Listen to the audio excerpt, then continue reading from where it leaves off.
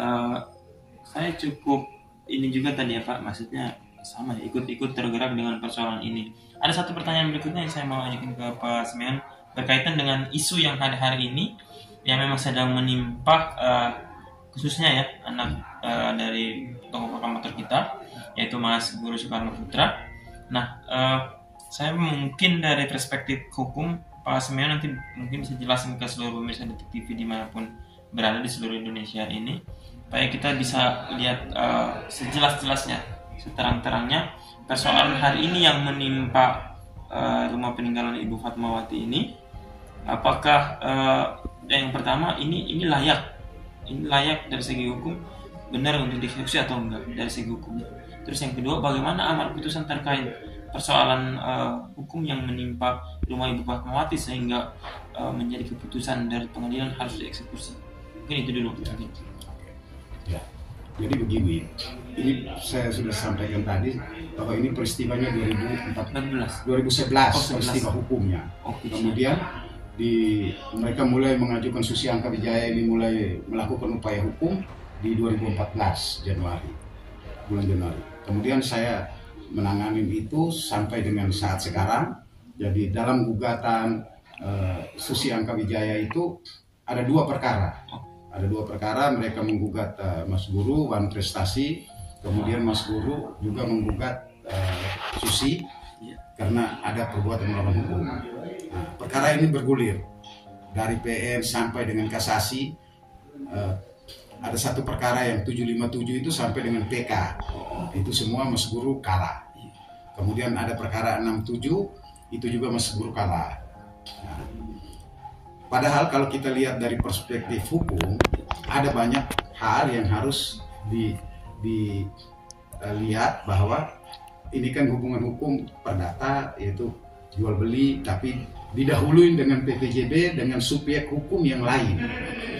Pertama itu dengan Suantara, kemudian tiba-tiba ada AJB, sementara PPJB itu belum dibatalkan. Kemudian pembayaran yang Susi dengan Mas Guru itu dengan harga jual beli itu tidak ada pembayaran uang.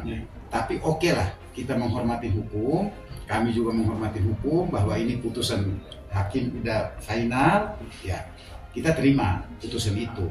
Yang menjadi problem yang sampai sekarang ini karena rencana eksekusi terhadap putusan 757 yang dilakukan oleh Pengadilan Negeri Jakarta Selatan itu di luar amar putusan.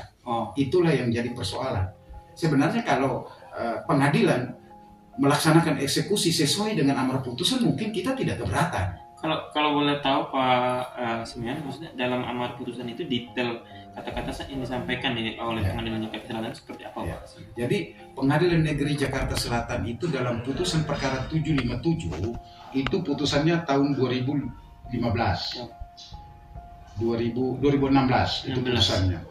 Itu hanya menghukum Mas Guru itu untuk mengosongkan dan menyerahkan rumah yang terletak di Jalan Sriwijaya 3 nomor 1 dan seterusnya. Nah, ini bergulir karena ini permintaan dari Susi Angka Wijaya sebagai penggugat rekonvensi itu. Jadi Susi itu hanya minta rumah. Ini berjalan, putusan ini sudah berjalan di PN, PT, kasasi sampai dengan PK, itu benar. Putusan itu benar bahwa menghukum Mas Guru untuk mengosongkan dan menyerahkan rumah. Yang menjadi problem, Pengadilan Negeri Jakarta Selatan melalui penetapan eksekusinya ini menambahkan. Jadi ini ketua pengadilannya membuat satu penetapan nomor 95 tahun 2020. Beliau menetapkan untuk mengosongkan rumah yang terletak di Jalan Sriwijaya semua sesuai dengan tuntutan Ibu Susi Angka Wijaya. Tetapi di akhir kalimat itu dia menambahkan sesuai sertifikat nomor 92 garing Selong surat ukur 388 garing 1956 yang tidak diperintahkan dalam amar putusan. Itu yang jadi fatal buat kami harus mempertahankan itu. Itu di luar perintah putusan. Sesudah itu Jurusita Pengadilan Negeri Jakarta Selatan pada tanggal 23 2020 itu, Juni 2020, melakukan sita eksekusi terhadap yang harusnya terhadap rumah. Ini dia lakukan sita eksekusi, ditambahkan lagi tanah dan bangunan rumah yang tidak ada dalam amar putusan. Tanah itu tidak pernah ada dalam amar putusan.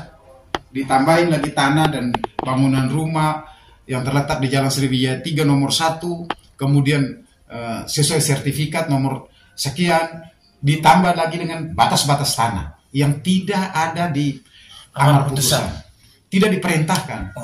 Nah, inilah yang menjadi persoalan hukum.